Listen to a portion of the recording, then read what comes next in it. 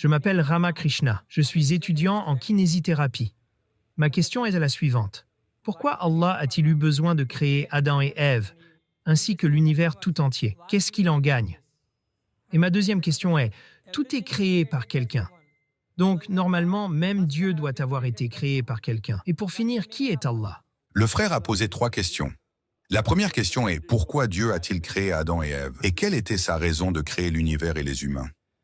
Allah subhanahu wa ta'ala a créé Adam et Ève. Que la paix soit sur eux deux, afin que l'humanité puisse exister. Ils étaient des arrière-arrière-grands-parents. Allah dit dans la sourate Al-Hujurat, verset numéro 13, « Ya ayyuhan nasu inna khalaqnakum min dhakar wa untha wa ja'alnakum shu'uban wa qaba'ila lita'arafu inna akramakum 'inda Allahi atqakum inna Allaha alimun khabir. » Nous vous avons créé à partir d'un mâle et d'une femelle, et nous vous avons divisé en nations et tribus afin que vous puissiez vous connaître les uns les autres, non pas pour que vous vous méprisiez les uns les autres. Et le plus honoré aux yeux du Tout-Puissant est la personne qui a la piété. Les critères pour juger tout être humain ne sont pas la richesse, la couleur de peau, votre rang social ou vos principes, mais la taqwa. C'est la conscience de Dieu, la droiture et la piété. Ainsi, Adam et Ève étaient nos arrière-arrière-grands-parents, les vôtres aussi et les miens aussi.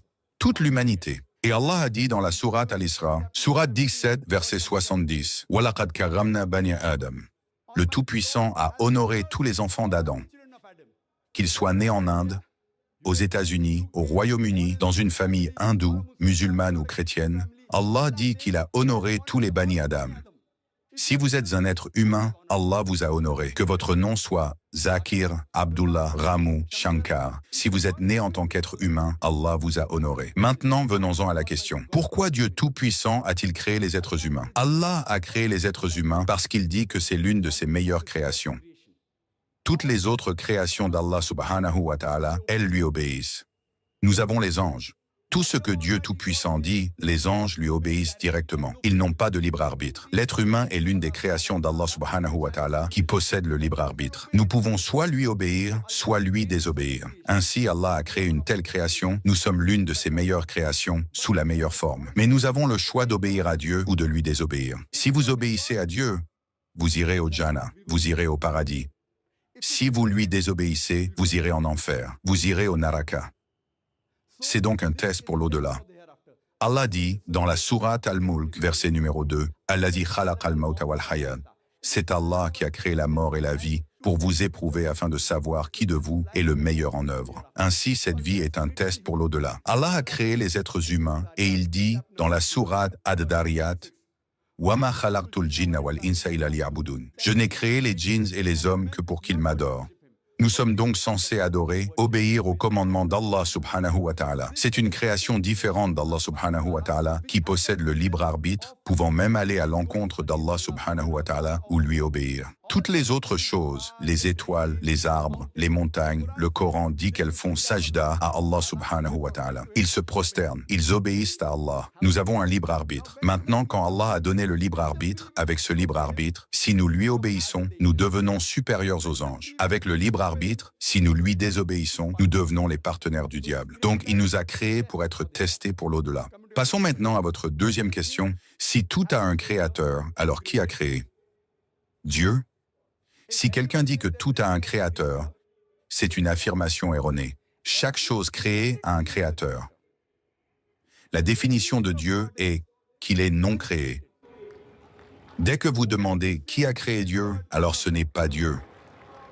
La définition de Dieu est qu'il est non créé. Supposons qu'une personne vienne vous demander « Frère, mon ami John a été admis à l'hôpital. Il a donné naissance à un enfant. Peux-tu deviner si c'est une fille ou un garçon? Peux-tu deviner? Essaye, devine. Tu ne peux pas deviner. Peux-tu parler dans le microphone? Peux-tu deviner si c'était une fille ou un garçon? Hein? Je peux pas. Regarde, frère John a été admis à l'hôpital. Il a donné naissance à un enfant. Est-ce une fille ou un garçon? Peux-tu deviner? Non. Non. Une chance sur 2, fille ou garçon. Les gens rient. Peux-tu deviner? Tu ne peux pas. Pourquoi? Même si tu devines, peux-tu réellement avoir la bonne réponse? Peux-tu deviner? Je te donne 2 chances, fille ou garçon. et c'est Une fille. fille. Frère, un homme peut-il donner naissance à un enfant? Wow! Ah, là tu as fait une erreur. De la même manière, tu as fait une erreur en demandant qui a créé Dieu. Un homme ne peut pas donner naissance à un enfant. Ah, c'est bien, frère. Tu vois maintenant, tu as compris. Donc, c'est ça. Un homme ne peut pas donner naissance à un enfant. Alors tu comprends la fausseté de la question de savoir si c'était une fille ou un garçon. De même manière, quand tu me demandes qui a créé Dieu, Allah, par définition, est non créé. Walam yakun lahu kufuwan ahad. Et nul n'est égal à lui. Passons maintenant à la dernière partie de la question. Qui est Allah? Qui est Allah?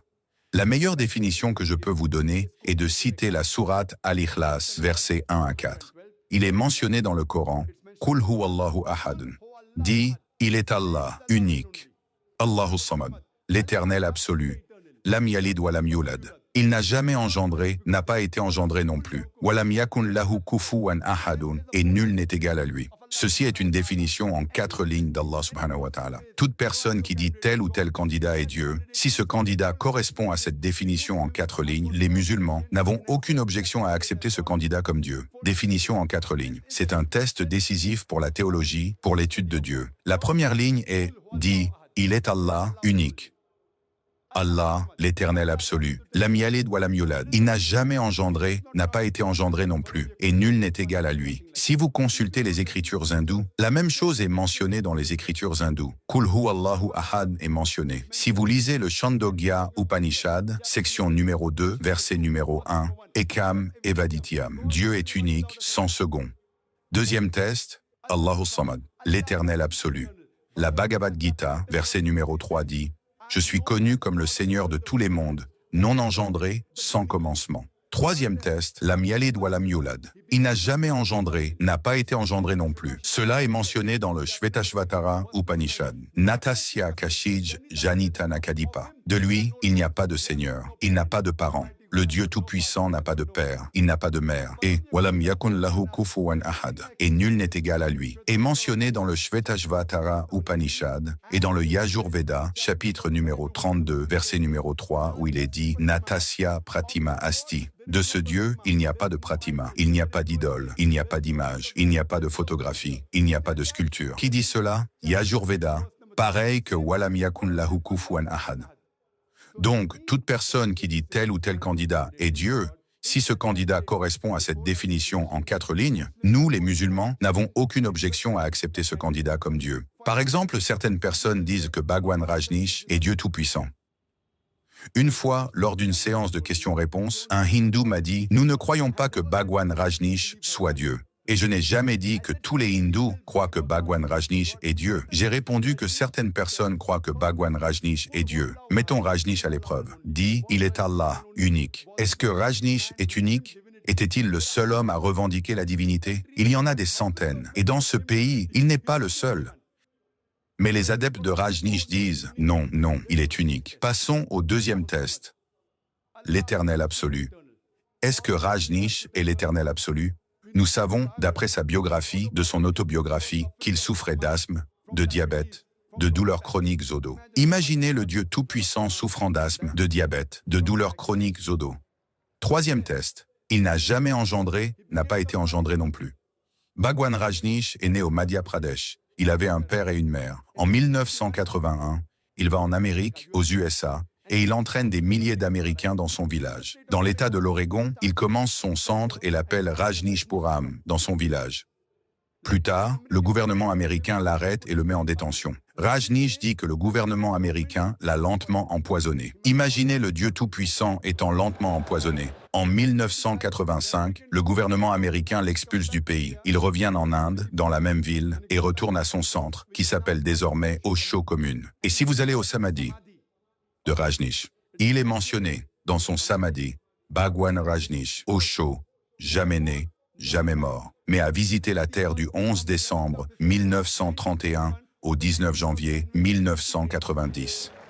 Jamais né, jamais mort, mais a visité la Terre du 11 décembre 1931 au 19 janvier 1990. Ils ont oublié de mentionner son Samadhi, il n'a pas obtenu de visa pour 21 pays du monde. Le Dieu Tout-Puissant venant dans ce monde pour le visiter et nécessitant des visas pour aller dans différents pays.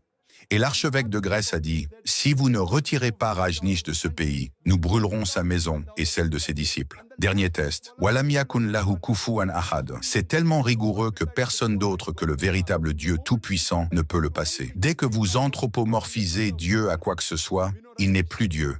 Comme les humains, avec une barbe, un nez, 2 yeux, 2 oreilles, 2 mains. Dès que vous anthropomorphisez Dieu à quoi que ce soit dans ce monde, il n'est plus Dieu. Walam yakun lahu kufuwan ahad. Si quelqu'un dit que le Dieu Tout-Puissant est 1000 fois plus fort qu'Arnold Schwarzenegger, quelqu'un a-t-il entendu parler d'Arnold Schwarzenegger? L'homme qui a obtenu le titre de Mr. Univers. L'homme le plus fort du monde, l'homme le plus fort de l'univers. Dès que vous pouvez comparer Dieu à quelqu'un, que ce soit Arnold Schwarzenegger, Dara Singh, King Kong, que ce soit 1000 fois ou 1 million de fois, dès que vous pouvez comparer Dieu à quoi que ce soit dans ce monde, il n'est plus Dieu. Walam yakun lahu kufuwan ahad. Il n'y a rien qui lui ressemble. Ceci est une définition en 4 lignes d'Allah subhanahu wa ta'ala donnée dans le Coran. Quel que soit le Dieu que vous adorez, frère, mettez ce Dieu à l'épreuve de la sourate Al-Ikhlas. Si ce Dieu passe le test, c'est le vrai Dieu. Sinon, c'est un faux Dieu. N'hésitez pas à prendre l'abonnement pour soutenir la chaîne YouTube. Cela vous permettra d'avoir une traduction gratuite d'une vidéo de Zakir Naik de votre choix, ainsi que des vidéos traduites réservées uniquement aux membres, comme celle expliquant pourquoi les pays musulmans sont en retard comparés aux pays occidentaux, vidéos très intéressantes, et les vidéos publiques en avance. Merci pour votre soutien.